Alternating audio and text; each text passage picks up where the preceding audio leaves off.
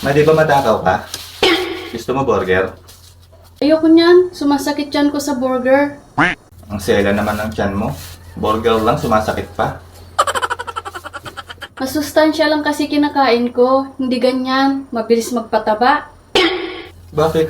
Masustansya naman to ah. Ang kainin mo, kagaya ng kinain ko kanina. Lahat masustansya. Kumain ka ng lettuce. Gulay yon. Tapos, kung kakain ka ng karne, piliin mo yung baka. Tapos, kumain ka ng tinapay.